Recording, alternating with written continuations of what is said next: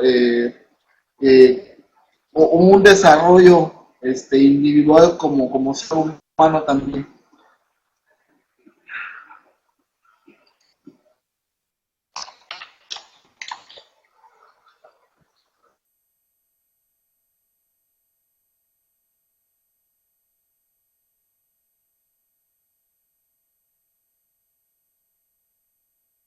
Bueno, vamos a recapitular un poco. Voy a subir lo que es las presentaciones de la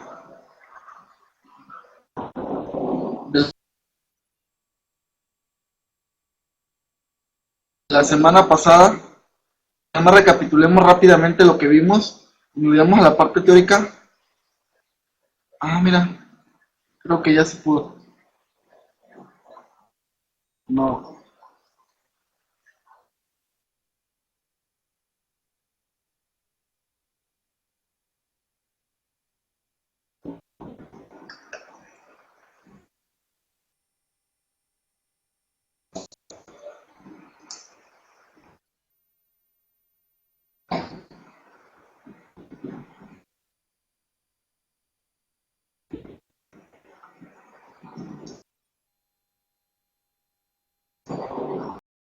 Es un derecho de todos los trabajadores y una obligación de los patrones, ¿no? También platicábamos la PTU, o dimos en cierta forma una definición conforme a lo que es un autor que nos pareció muy importante, que es del UNAM, en el cual nos indicaba, ¿no?, que era la parte de los rendimientos obtenidos por la empresa en cada ejercicio de operación. Es decir, todas las utilidades que se generaban conforme a un ejercicio o un año, como nosotros conocemos, tenían los trabajadores el derecho a poder obtener parte de ese resultado en proporción al resultado económico de la empresa. Creo que Santi, lamentablemente, Santi, ¿estás por ahí?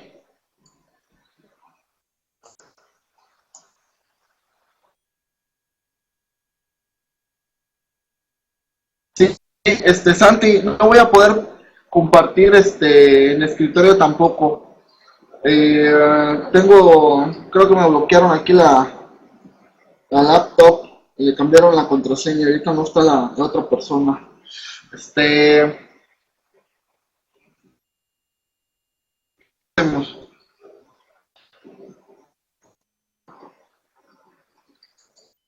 ese tema ya lo vimos, no tiene caso volverlo a repartir, a retomar lo que es el de la PTU. Ya lo estuvimos platicando.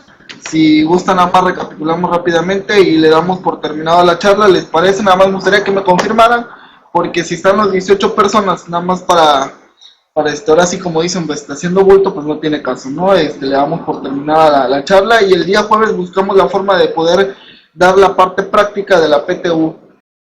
Subsidio dentro del procedimiento para determinarlo conforme al artículo 142, y ahí es donde vienen las complicaciones para poder determinar el ICR correcto, ¿no? Entonces, también queríamos hacer la comparación, la parte comparativa, cómo se determina con el artículo 113, cómo se determina con el artículo 132 del reglamento, y para que ustedes puedan visualizar el ahorro fiscal que tiene uno como contribuyente al hacer la retención, o en pocas palabras, el ahorro que tiene el trabajador al disminuirle el ICR determinado, ¿no? Por ahí me comenta Santi que se lo envía a su...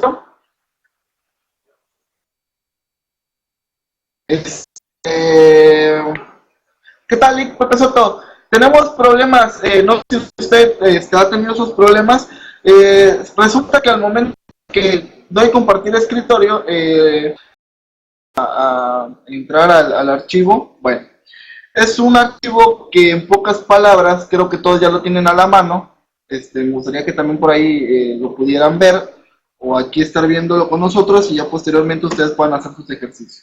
En la parte superior, pues, o en la primera hoja donde dice datos, pues viene lo que es el nombre o los datos relacionados al contribuyente. ¿Cómo qué nombres? Pues el nombre de la persona, si es persona física o persona moral, su RFC, su CUR, su régimen fiscal, domicilio fiscal, el ejercicio que ustedes están aplicando para la PTU, la renta gravable es la que van a determinar para la PTU. ¿Cómo? Ya lo especificamos en la parte teórica. El que no se acuerde, por favor, no sé si compartís también por ahí el material de la parte teórica, y si no, lo pueden encontrar. Déjenme ver también mi archivo para que yo pueda hacer los ejercicios.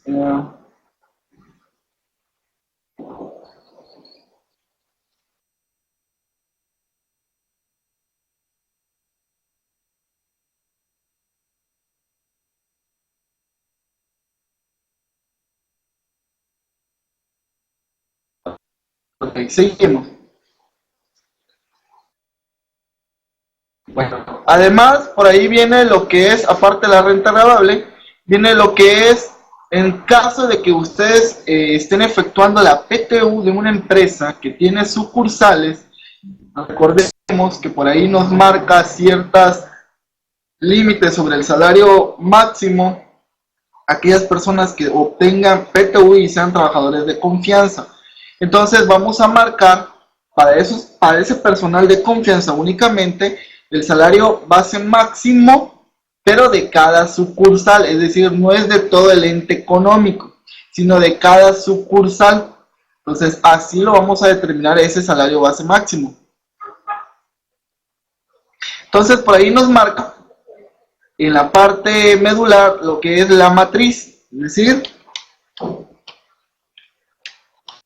el centro, la localización del negocio, del negocio o del ente económico y sus respectivas sucursales. Por aquí marcamos 5 sucursales, pueden ser más, pueden ser menos, y ustedes lo van a marcar aquí. Asimismo,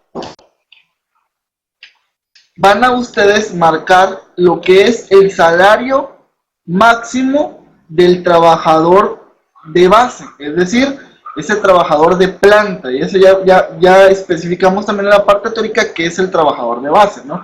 Entonces vamos a marcar para la matriz el salario máximo del trabajador de base, y en esta parte vamos a marcar lo que es el salario base máximo. Aquí es el salario base máximo para los trabajadores de confianza, es decir, el salario máximo del trabajador de base por el 20%, es decir, su salario más el 20% es lo máximo que pueden aplicar como parte del reparto de utilidades en la parte proporcional del salario para los trabajadores de confianza.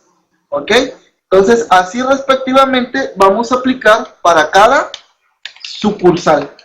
Su salario máximo del trabajador de base de la sucursal 1 y el salario base máximo para el trabajador de confianza, es decir, su salario del trabajador de base, el salario máximo del trabajador de base más el 20%, ¿no? ¿Dónde los marcan eso? En la misma Ley Federal de Trabajo. Posteriormente tenemos aquí lo que es el factor por sueldos. En el factor por sueldo vamos a encontrar la parte proporcional de la PTU a repartir, es decir, la renta gravable por el 10%, o como ya comentamos, si ustedes aplicaron un porcentaje mayor, ese porcentaje, ¿no? Vamos a utilizar la PTU a repartir entre 2, que significa que como son dos formas que se va a repartir la PTU, una vez por salario y la otra es por días trabajados, entonces la primera, que es por sueldos, vamos a dividir la base de la PTU entre 2, va a dar 45.290 entre el total de ingresos tope salarial. Para ver el total de ingresos por tope salarial lo vamos a encontrar en las siguientes cédulas ANTI, donde nos dice PTU.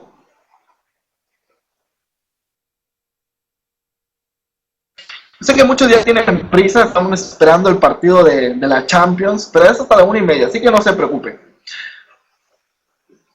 Bueno, en esta parte vamos a encontrar la fila, que ahorita nos vamos a ir directamente a esta cédula, pero primero nada más para estos datos, ¿no? Vamos a encontrar la columna sobre el total de ingresos o tope salarial.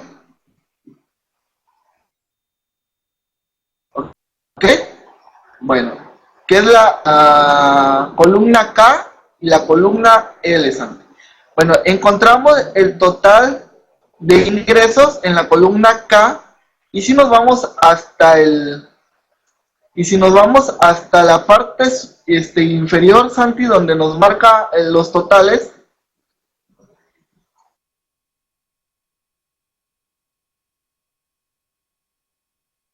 vamos a encontrar que es el mismo con el tope salarial. Es decir, en este caso, el trabajador de confianza o uno de dos, para el caso práctico, tenía el mismo o su tope del salario tenía el mismo salario elevado al 20%, o no tenemos aquí un trabajador de confianza, ¿no?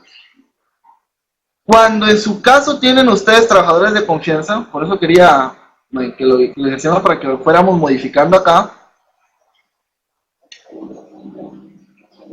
ustedes van a ver una discrepancia entre el total de ingresos y el tope salarial.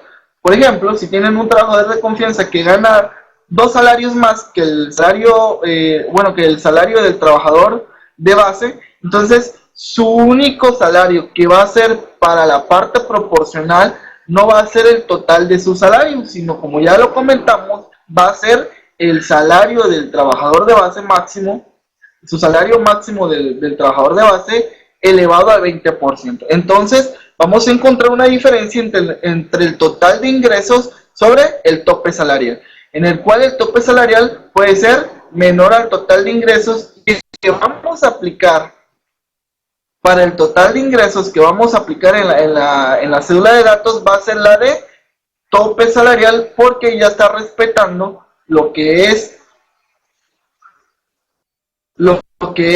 los salarios bases para la determinación del reparto de utilidades. Bueno, regresamos a la cédula de datos, Santi. Si tienen alguna duda, alguna pregunta, de todos modos aquí le vamos a pedir a Santi que vaya haciendo las fórmulas con nosotros. Va a llevar un curso de Excel. ¿Alguna duda? Ninguna. Bueno, nos va a dar aquí en las datos un resultado que es el de dividir entre la base del PTU entre 2 sobre el total de salarios o del total de salarios percibidos durante el ejercicio. Si ustedes se pueden percatar, lo jala de manera automática y nos dice que es la cédula PTU L38. Como lo marcábamos, la columna L sobre la cédula de PTU es la de tope salarial. ¿Por qué? Porque si somos trabajadores de confianza no vamos a utilizar su total de ingresos. Ok. La otra parte que se tiene que repartir igual en un promedio del 50% es la del factor por días. La del factor por días no es ni más ni menos que el importe de la PTU dividido entre 2 por el total de días laborados,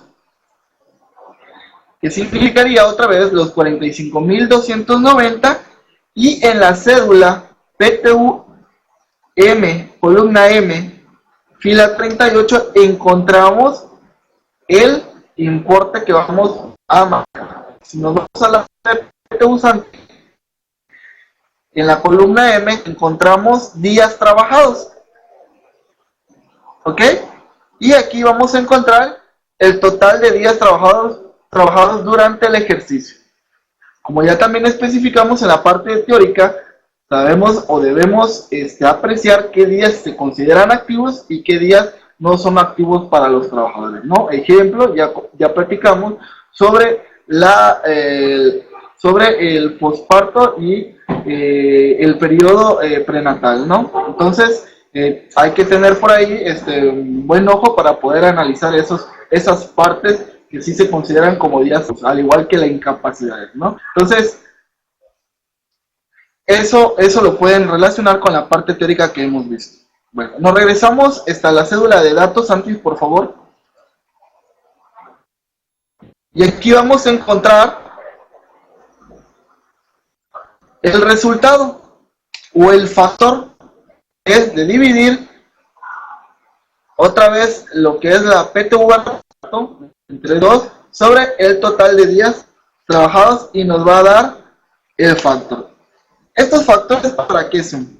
Primero para multiplicarlo por su salario y el otro es por multiplicarlo por los días trabajados de cada trabajador de manera individual. Este es su factor individual. Posteriormente ya tenemos nada más para hacer las sumas, ya cuando terminemos de realizar la PTU, si se logró o hay una diferencia, ¿no? Es decir, el PTU por sueldos, la participación por días, nos va a dar o nos tiene que dar la PTU de reparto, y si existe alguna diferencia, nos las va a marcar. Es decir, aquí no vamos a agregar nada, automáticamente de las slash de PTU en la columna N38 nos va a marcar el resultado. Si modificamos algo aquí, pues ya no va a tener coherencia, porque pues al fin de cuentas lo que importa esta partecita donde dice PTU por sueldo y participación por días es ver si no tiene ninguna diferencia o algún error en la cédula de PTU, ¿no? Entonces